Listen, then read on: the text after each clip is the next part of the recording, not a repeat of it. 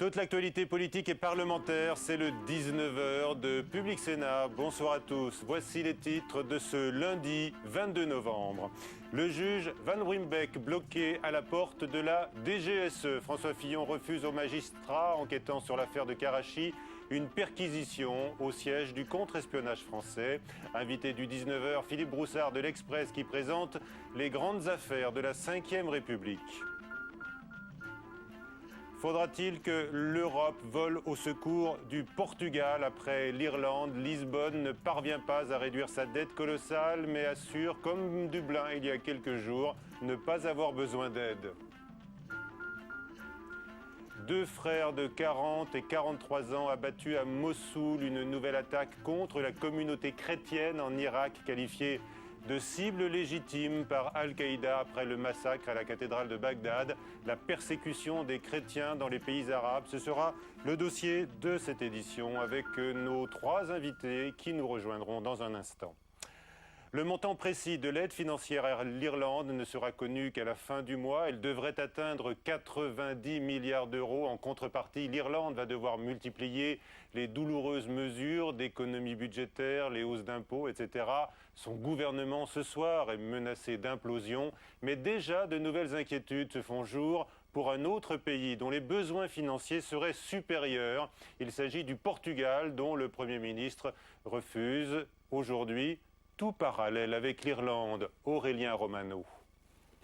À peine négocié le plan de soutien à Dublin, le Premier ministre portugais, dont le pays connaît aussi une situation budgétaire très difficile, a été obligé de monter au créneau cet après-midi. Il a affirmé que son pays n'a aucun problème avec son système financier et n'a besoin d'aucune aide.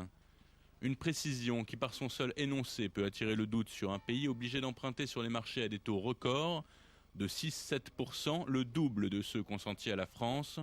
Le financement de la dette est donc de plus en plus difficile. Ça va continuer, comme aujourd'hui il y a une croissance qui est insuffisante, que ce soit évidemment en Grèce, en Irlande, mais suit dans la liste maintenant le Portugal, l'Espagne, pourquoi pas l'Italie et pourquoi pas in fine la France. C'est-à-dire qu'aujourd'hui le gros problème que nous avons, c'est que, à part l'Allemagne et les Pays-Bas, la quasi-totalité des pays de la zone euro n'ont pas assez de croissance économique simplement pour payer les intérêts de la dette. Une position alarmiste que ne partage pas la Commission européenne. Elle précise que l'Europe a maintenant les moyens d'intervenir rapidement et sans improvisation depuis la crise grecque. Les cas sont différents. Il s'agit de la bulle immobilière en Espagne, il s'agit aussi d'une dépression très particulière au Portugal. Je crois que rien n'est hors de portée de la zone euro en termes de solidarité pour ces deux pays. Rien n'est donc hors de portée pour la zone euro. Le message se veut rassurant, même si des politiques de coordination budgétaire entre les États seront à l'avenir nécessaires. C'est le sort de la monnaie unique qui en dépend. Et pour 7 Français sur 10, le gros de la crise est à venir. Un sondage Ipsos réalisé pour le ministère de l'économie, dont la titulaire Christine Lagarde répète que la France sort de la crise. Le dispositif des ERS, ces établissements de réinsertion scolaire, a été bousculé récemment par une série d'incidents, malgré les dérapages de certains élèves à Cran, dans la Mayenne, ou encore Port-Bail, dans la Manche. Le dispositif coûteux va demeurer, mais Luc Châtel annonce quelques aménagements. Bérangère Dinglas. Des gendarmes à la retraite et des entraîneurs sportifs pour mieux encadrer les jeunes en difficulté. Luc Châtel veut miser sur l'expérience. Il promet de renforcer un encadrement qui s'est révélé parfois insuffisant. Pour ce qui est de la méthode, en plus du sport, le ministre de l'Éducation veut croire aux travaux d'intérêt généraux. Le sport peut permettre l'apprentissage de la règle, l'apprentissage des règles sociales qui est indispensable à ces élèves. Nous allons également multiplier les travaux d'intérêt général pour qu'ils comprennent mieux la sanction, donc la règle. 11 établissements de réinsertion scolaire existent aujourd'hui en France. À chaque fois, une vingtaine de jeunes âgés de 13 à 16 ans renvoyés de plusieurs établissements y sont accueillis en internat. Une scolarisation à tout prix qui coûterait plus de 15 000 € par jeune, contre 8 000 € pour un collégien. Un dispositif qui ne convainc pas les syndicats d'enseignants. L'objectif et la construction de ce qui est fait pour les ERS, c'est de les enfermer dans un ghetto sans communication avec les autres. Je veux dire que cette logique-là, elle est intrinsèquement mauvaise. C'est ça qui est le péché originel des ERS dans la conception qu'en a fait Luc Châtel. Pour autant, après les incidents des premières semaines, la principale adjointe du collège de Tende, qui possède un ERS, relativise. Certains peuvent réagir plus violemment que d'autres, bien entendu. Ça ne veut pas dire qu'on a des bagarres tous les jours ou quoi. Non, on a du 2 depuis le début de l'année et ce n'est pas des bagarres graves. Je veux dire, on est sur de l'ordre de la guerre des boutons. Hein. Depuis la rentrée, plus d'une dizaine d'élèves de RS ont été renvoyés chez eux. Luc Châtel a expliqué qu'ils seraient réintégrés dans d'autres structures.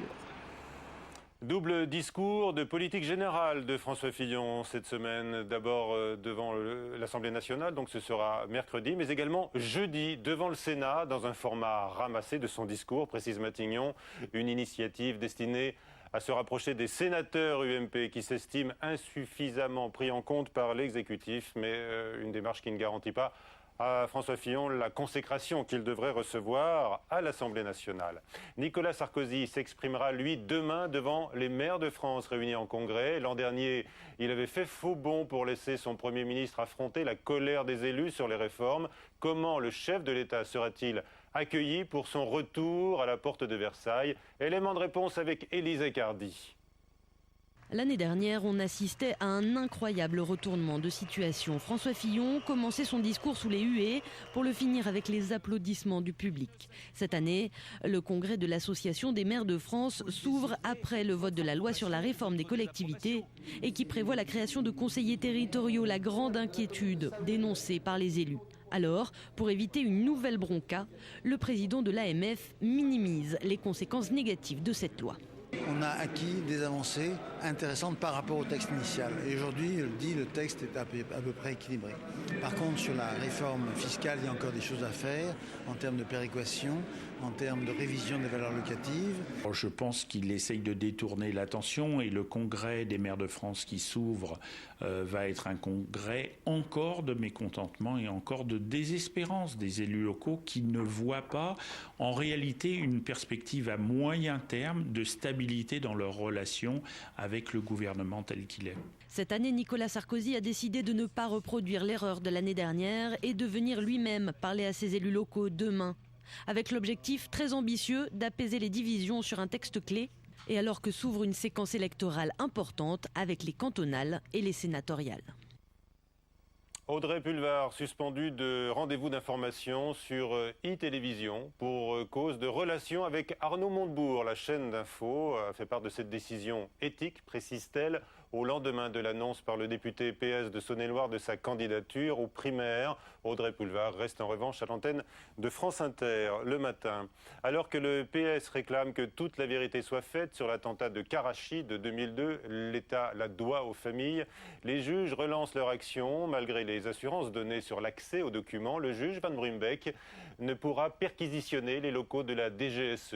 À Paris, un refus notifié par François Fillon. Mais ce n'est pas le seul obstacle qui se lève sur le chemin du magistrat dans son enquête pour corruption et abus de biens sociaux. Margot Aubrio. Dans l'affaire Karachi, l'enquête sur d'éventuelles rétrocommissions pourrait tout bonnement s'arrêter. Une épée de Damoclès est suspendue au-dessus du juge Van Ruymbeck. Début octobre, le procureur de la République Jean-Claude Marin a fait appel de l'enquête, s'appuyant sur la prescription des faits, un recours qui menace d'annulation l'ensemble de l'investigation du juge Van Ruymbeck. La cour d'appel devra trancher le litige.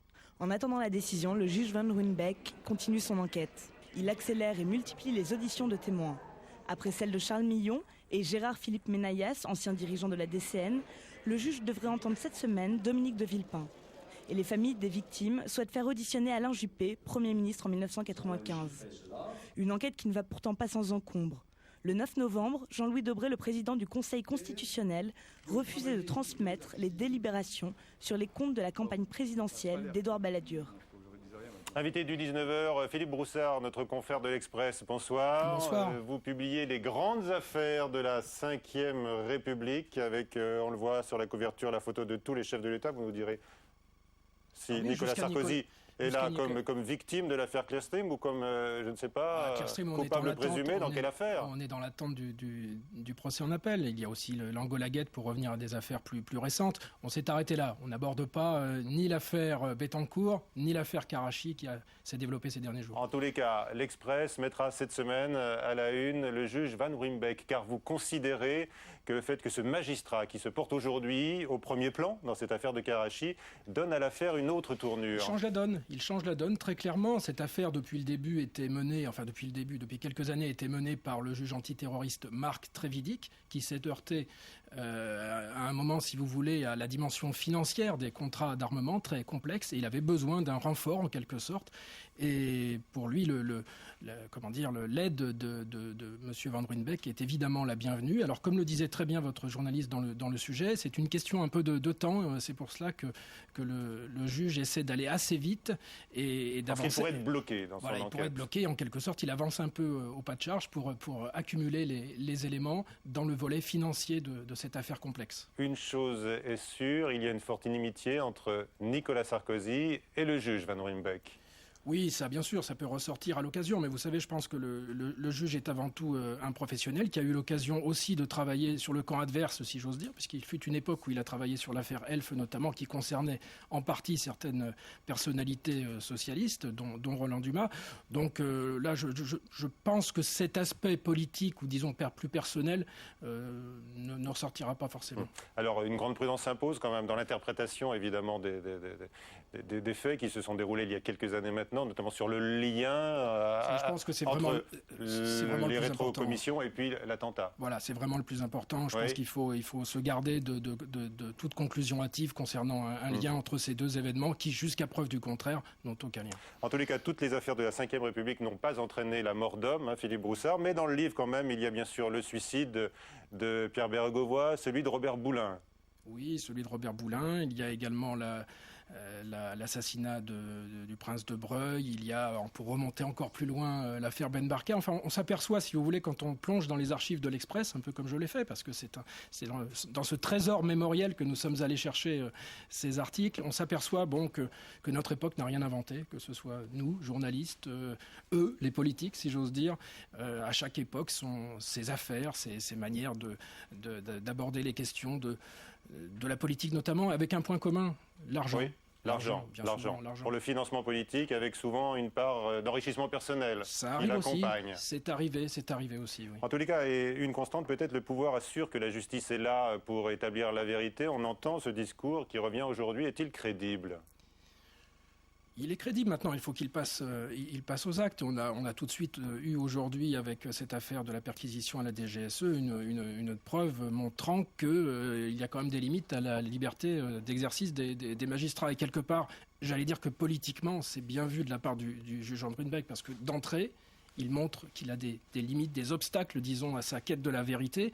Maintenant, il va falloir que politiquement, les dirigeants de ce pays s'en expliquent. Très bien. Le journalisme d'investigation que vous citez, bien sûr que vous mettez en avant dans cet ouvrage, puisque vous avez puisé aux bonnes sources, celle de votre hebdomadaire, l'Express, qui vous emploie, a été porté par Jacques de Rogy, c'était le pionnier. Il y a bien sûr toujours Jean-Marie Ponto, très présent également dans l'ouvrage. Est-ce que l'investigation a encore aujourd'hui le vent en poupe, alors qu'on découvre des cambriolages de ci, de là, et puis des consultations de fadettes, les fameux relevés téléphoniques de deux journalistes. Tout le monde se méfie. C'est une constante ou il y a quand même une part de nouveauté ? Non, il n'y a pas de part de nouveauté. Vous savez, dans les années 70, nos confrères du Canard enchaîné avaient fait l'objet d'une tentative d'espionnage. Par la suite, il y a eu aussi, j'ai longtemps travaillé au Monde, non pas de l'espionnage, mais parfois des tentatives d'intimidation. Il n'y a rien de nouveau alors là ? Il n'y a pas vraiment de nouveau, si ce n'est que les médias ont tellement évolué ces dernières années, notamment avec Internet et surtout la rapidité de diffusion des informations, que la machine s'emballe un peu parfois. Et effectivement, ça a changé la donne. Mais encore une fois, il y avait des journalistes il y a 20 ans, 30 ans, 40 ans, et il y en aura encore demain, je l'espère. Et dans l'affaire de Karachi, est-ce que la vérité sera un jour connue selon vous ? Toute la vérité. Très honnêtement, concernant le volet terroriste, l'affaire en elle-même, vu qu'elle se passe au Pakistan, qu'elle implique a priori des réseaux terroristes et peut-être en sous-main, si j'ose dire, des services pakistanais qui ont toujours un rôle un peu trouble, je crains qu'on ne sache jamais la vérité concernant l'attentat. Maintenant, le volet plus financier concernant d'éventuelles rétrocommissions liées à des contrats d'armement, que ce soit au Pakistan ou en Arabie Saoudite, je pense qu'on peut savoir la vérité si, précisément, on laisse le juge Van Ruynbeck travailler. Alors, on l'a dit d'emblée, tous les présidents de la Ve République figurent sur votre livre, les grandes enquêtes de la Ve République. Selon vos critères, Philippe Broussard, quel est celui que vous mettez en haut comme, je ne sais pas, celui qui a été le plus exposé ? Incontestablement Mitterrand, c'est le plus passionnant. Très franchement, parce qu'on a toute la gamme des affaires. vous avez des affaires politico-financières au sens strict, vous avez des affaires très, très personnelles avec la vie privée de François Mitterrand, vous avez les écoutes, pour le coup, des écoutes de journalistes aussi. Donc là, c'est Mitterrand en tête, sans contestation possible. Sans rival. Très bien. Merci Philippe Broussard. Donc les grandes affaires de la Ve République, et c'est publié bien sûr par l'Express. La suite du 19h, le sort des chrétiens d'Orient.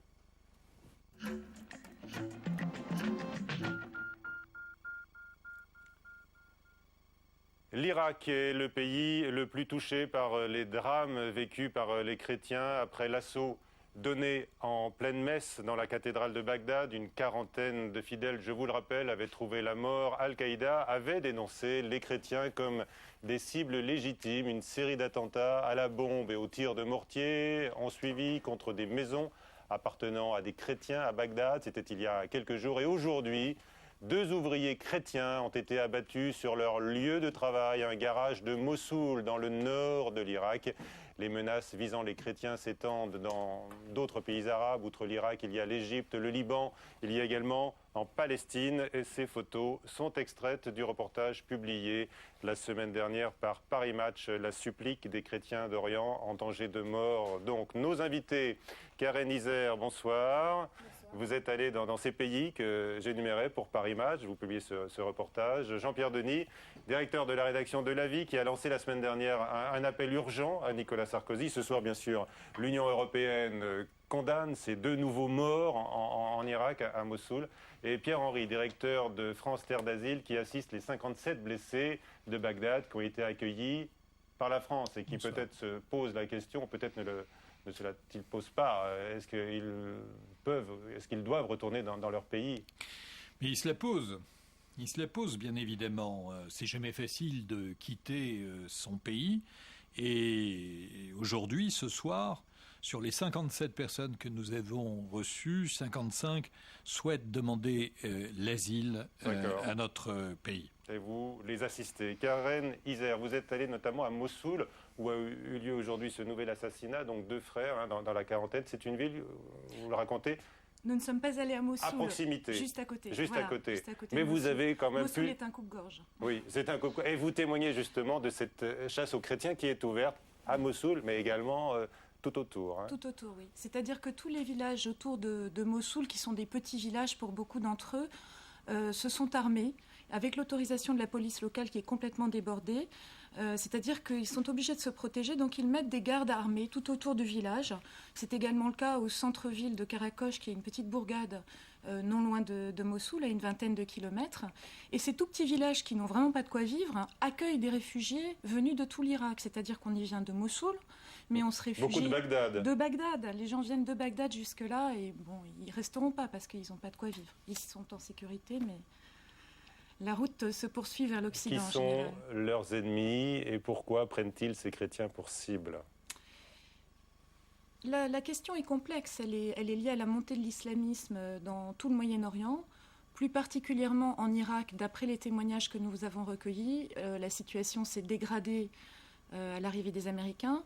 Les chrétiens payent... En fait, depuis la chute de Saddam, ça a libéré quoi, une haine. Alors une haine contre l'Occident, mais contre les chrétiens qui étaient déjà là dans la société? Tout à fait. C'est-à-dire que les chrétiens sont perçus à tort, évidemment, comme des sortes d'alliés des envahisseurs qui sont surnommés par les islamistes les croisés, donc ils sont perçus comme envahissants au nom de la religion. Du coup, les chrétiens qui, eux, vivent là depuis le 1er siècle de notre ère, c'est-à-dire qu'ils étaient là avant l'islam, sont perçus comme des éléments étrangers ou du moins des éléments qu'il faut persécuter. Alors Jean-Pierre Denis, la présence effectivement des chrétiens est très ancienne dans ces pays, pas seulement en Irak, hein, dans les autres pays arabes aujourd'hui. Vous savez, christianisme, contrairement à ce qu'on croit ces jours-ci, c'est pas seulement le pape et la capote. Hein. C'est 1,2 milliard de catholiques dans le monde. Et c'est aussi la religion, il faut bien le dire, la plus persécutée. Alors on n'aime pas dire ça, parce que ça peut faire communautariste, et puis ça fait pas bien dans l'Europe où on a toujours ce complexe, cette culpabilité, mais de fait, aujourd'hui, il y a Par exemple, aujourd'hui, je vous disais, la réaction de l'Union européenne, Jean-Pierre Denis, qui condamne bien sûr cette action. Oui, attendez, j'allais vous dire qu'elle condamne bien évidemment ces 2 meurtres de 2 frères chrétiens à Mossoul, mais dans le même communiqué, on dénonce également les assauts contre les lieux de culte musulmans. Voilà, et bien ça, par contre, c'est du politiquement correct. Ah bon, c'est du politiquement correct. De dire, mais oui, parce que quand il y a des chrétiens qui sont massacrés, il faut absolument trouver des musulmans qui le sont aussi, comme ça passe. Non, c'est vrai, il y a aussi une guerre interethnique terrible du côté musulman. Non, mais c'est absolument vrai, mais ça n'empêche pas de dire qu'aujourd'hui, il y a une urgence pour les chrétiens d'Irak. Pourquoi ? Parce que c'est tout simplement une communauté qui représentait une part importante de la population, qui aujourd'hui est partie massivement et qu'ils sont sur le point de disparaître ou quasiment de disparaître. Donc il y a vraiment une urgence pour eux. C'est pour eux qu'il faut intervenir. Mais qu'est-ce qu'on peut faire concrètement ? Est-ce que c'est réaliste de vouloir, les protéger ? Parce qu'ils se protègent eux-mêmes. On le voit du côté de Mossoul très difficilement. Il reste de dire un mot ? Non, enfin, ils se protègent effectivement. Ils sont armés. Alors, ils se sont armés, sauf que les régions où ils sont armés, c'est des régions où ils ne peuvent pas survivre. Et justement, tous les gens que nous avons rencontrés absolument partout nous ont dit « Pourquoi ne nous aidez-vous pas ?» Nos ennemis sont soutenus par des dictatures, sont soutenus par l'Iran, sont soutenus par l'Arabie saoudite, etc. Pourquoi les Occidentaux n'aident pas les chrétiens ? C'est ce que vous demandez, Jean-Pierre Denis. Quand vous appelez, vous lancez cet appel avec des signatures au bas de cet appel publié par la Vie la semaine dernière, quand vous appelez une action urgente des Occidentaux en vous adressant à Nicolas Sarkozy, est-ce que vous espérez une action militaire ? Non, évidemment pas. C'est la protection qu'il réclame. Je crois dans un christianisme désarmé, évidemment, et je crois qu'il faut désarmer les religions, c'est absolument évident. Alors vous allez dire pourquoi Juliette Binoche, Robert Badinter signent un appel. Ce qui est intéressant, ce qu'on a voulu faire, c'est que d'abord ce ne soit pas un appel des chrétiens pour sauver les chrétiens. Ce qu'on veut sauver, ce sont d'abord des valeurs universelles. C'est-à-dire, on le sent bien quand on regarde les signatures. Donc il y a aussi bien des musulmans, on a pris soin d'en avoir, évidemment, ils ont signé très volontiers. Mohamed Moussaoui, notamment le président du CFCM, a signé. Voilà. Robert Badinter, au nom des valeurs universelles. Et donc, ce n'est pas un appel communautariste. C'est pour dire on a besoin d'un monde dans lequel la coexistence des ethnies, la coexistence des peuples, la coexistence des religions est absolument vitale. C'est un bien de l'humanité et c'est ça qu'on veut sauver quand on veut sauver les chrétiens d'Irak. Et la deuxième chose... Comment on s'y prend ? La deuxième chose, je vais raisonner par l'absurde. Ne faisons rien parce qu'une pétition, ça ne change rien. Pendant ce temps-là, évidemment, on continue à les massacrer. Moi, je pense qu'il est très important que le président de la République, surtout aujourd'hui où la France, à travers le G20, qui n'est pas une instance politique et une instance plutôt économique, mais à travers le G20, à travers l'Union européenne, que la France, l'Europe, les pays occidentaux entraînent les pays musulmans pour dire stop, il ne faut pas massacrer les chrétiens, nous avons besoin de cette diversité culturelle, c'est vital pour la planète. Voilà. Et alors, évidemment, demain matin, ça ne va pas sauver d'un coup les chrétiens d'Irak, simplement s'ils sont tous massacrés, je crois qu'on aura quand même des bonnes raisons d'avoir mauvaise conscience parce qu'on n'aura rien fait. Alors, Pierre-Henri, donc ces chrétiens d'Irak, vous en côtoyez tous les jours 57, hein ? C'est le nombre de ceux que la France a accueillis. Donc, ils ont tous été blessés dans ce massacre de la cathédrale de Bagdad. On a vu les images publiées par Image la semaine dernière, absolument affreuses. C'était donc le 31 octobre dernier. Ils savent que le retour au pays serait pour eux synonyme de mort. Oui, ils le savent, mais je crois qu'il y a 2 débats. Il y a à la fois la situation en Irak, qui est une situation extrêmement compliquée. Je rappelle que ce pays de 25 millions d'habitants a plus de 2 millions de personnes qui sont déplacées, plus de 2 millions de réfugiés hors de leurs frontières, qui se trouvent d'abord en Syrie et en Jordanie, et que finalement l'Europe accueille très peu de monde, 18 000 personnes l'année dernière. Quelle est l'attitude des autorités françaises L'attitude des autorités françaises... Sur leur cas précis, là. Alors, vous êtes plutôt optimiste ? Mais ça dépend. Il y a une opération. Non, il faut distinguer les choses. Il y avait la nécessité de lancer cette opération humanitaire, bien évidemment.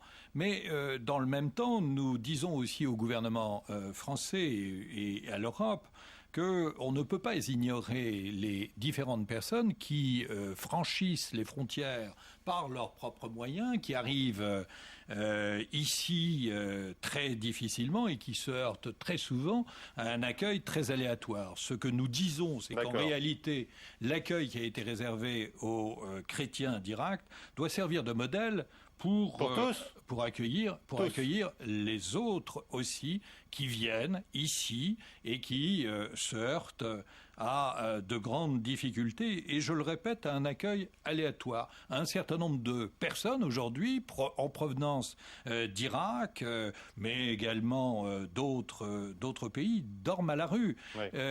Il faut équilibrer les choses. Il y a évidemment la nécessité de recevoir et à la fois, c'est pour cela que l'appel de la vie est très intéressant et très important, à la fois la nécessité pour la communauté internationale, évidemment, de sécuriser cette population sécuriser Irak. Sur place et accueillir, c'est votre position. Mais Jean-Pierre Denis, je lisais un témoignage très fort dans votre journal la semaine dernière, c'est le frère Nouiran. Oui, qui est un religieux dominicain. Voilà, qui a une trentaine d'années, qui lui poursuit des études en ce moment à Lille, des études de théologie. Et il dit que lui, il veut servir sa communauté quoi qu'il en coûte. Il le dit, il veut retourner à Bagdad. C'est une espèce de sacrifice assumé et ça m'a fait penser évidemment aux moines de Tibériade. C'est ce que j'allais vous dire. La volonté de revenir là-bas, c'est pas une volonté de martyr. Et comme les moines de Tibériade, il n'y va pas pour mourir parce qu'il a envie de mourir et de se couvrir de gloire de cette façon. Il y va parce qu'il veut être au service de sa communauté et plus largement au service de son pays et encore une fois au service de valeurs qui sont vraiment des valeurs universelles. Et le film sur les moines de Tibériade, évidemment, des hommes et des dieux, c'était exactement ça. C'est pas... Même si là, il s'agissait de moines qui n'avaient pas la nationalité algérienne, là on parle d'un Irakien qui veut rentrer dans son pays. Dans son propre pays, absolument. Les moines de Tibériade étaient aussi complètement donnés pour l'Algérie, d'une certaine façon. Ils étaient aussi algériens, et c'est peut-être ça qui revendiquait. Oui. En revenant, il montre quoi ? Il montre qu'il y a encore une possibilité de lutter contre le choc des civilisations, parce qu'une fois qu'il n'y aura plus de chrétiens en Irak, eh bien on sera dans la logique du choc des civilisations. On pourra d'ailleurs s'interroger qui a provoqué ça. C'est évidemment George Bush à travers l'intervention en Irak, mais il faut lutter encore contre ça. Karen Isère, quelles sont les autres scènes dont vous avez été témoin qui vous ont marqué, peut-être en dehors de l'Irak, puisque vous êtes allé dans d'autres pays, je le disais? Énormément de scènes. Je voudrais juste souligner une chose qui est frappante quand on est là-bas. Ici, on parle de chrétiens d'Irak. Évidemment, c'est le terme. Simplement, juste un petit rappel. Là-bas, on est perçu comme chrétien, que l'on soit religieux, que l'on soit athée, voilà, vous et moi, je ne sais pas, nous serions perçus comme chrétiens et donc comme cible légitime, tout simplement parce que nous sommes issus d'une famille ou d'un village ou d'un quartier chrétien, que nous ne portons pas de voile, etc. Alors du coup, ça engendre une peur, ça va de l'inquiétude quotidienne à la terreur, ce que nous avons rencontré. Par exemple, les Coptes en Égypte, qui représentent à peu près 10% de la population, qui sont là aussi de toute éternité, sont persécutés quotidiennement. Alors, effectivement, il y a des attentats, etc., mais ce n'est pas ça qui l'emporte. Ce qui l'emporte, c'est un harcèlement quotidien. C'est chaque vendredi, ils entendent par les haut-parleurs des mosquées des appels à la haine visant les juifs et les chrétiens. Ne mangez pas avec eux, ne les fréquentez pas, ne leur parlez pas, ne travaillez pas avec eux, ne fréquentez pas leurs boutiques. Ça, ils l'entendent tous les vendredis. Et au quotidien, une jeune femme ou même une femme d'un certain âge qui se balade dans la rue sans voile se prend chaque jour des insultes, voire des crachats. Nous avons rencontré des gens qui vivent ça. Voilà, plus la discrimination à l'embauche, etc., etc. Donc la vie est très dure. Merci Karen Isère pour ce témoignage qu'ont pu découvrir les lecteurs de Paris Match la semaine dernière. Vous avez eu un écho de l'Élysée à la suite de votre appel à Nicolas Sarkozy à la vie. On va s'intéresser, on va interpeller de nouveau le président de la République dans le numéro de cette semaine parce qu'on aimerait effectivement une réaction plus forte de la France. Merci Pierre-Henri. Et puis Jean-Pierre Denis, je rappelle votre dernier livre, Pourquoi le christianisme fait scandale. Mais non, on n'a pas la place. Et puis on a beaucoup évoqué depuis ce week-end la nouvelle prise de position du pape sur le préservatif qui là ne fait pas scandale, même si ça n'est qu'un premier pas. Beaucoup l'espèrent. C'est un pas tout à fait positif. Positif, mais pas encore assez grand selon beaucoup. Alors, si on en reparlera la prochaine fois, si vous voulez. Oui, on attend la suite. Merci à tous les trois d'avoir participé à cette édition. À 22h, Sonia Mabrouk pour le prochain journal de Public Sénat. Tout de suite sur LCP Assemblée Nationale. Tout dépend d'eux. Invité Aurélie Filippetti. Bonsoir à tous.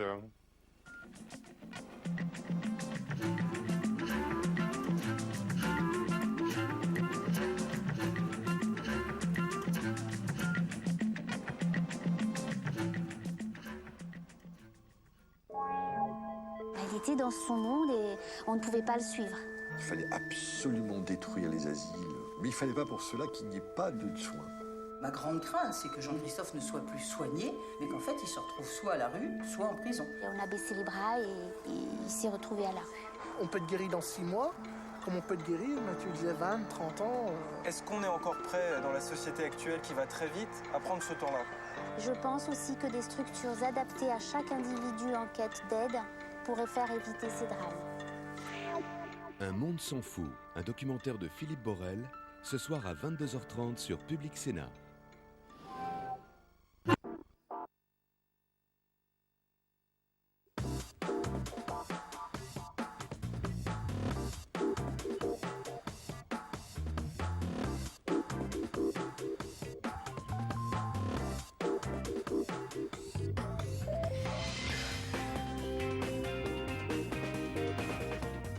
C'est un système corrompu qui mélange l'argent privé et l'argent public, qui a perdu tout sens d'intérêt général, qui fait qu'on a au pouvoir des gens qui se servent au lieu de servir les Français.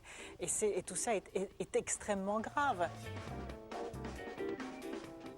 Toujours virulente dans son opposition à Nicolas Sarkozy, Ségolène Royal a fait ces derniers mois un retour remarqué sur le devant de la scène et au PS, où elle travaille désormais main dans la main avec son ex-rival Martine Aubry. Alors, quelle est sa stratégie? Comment joue-t-elle sa carte tout en appelant à l'unité? Et quel nouveau visage nous offre-t-elle depuis quelques mois?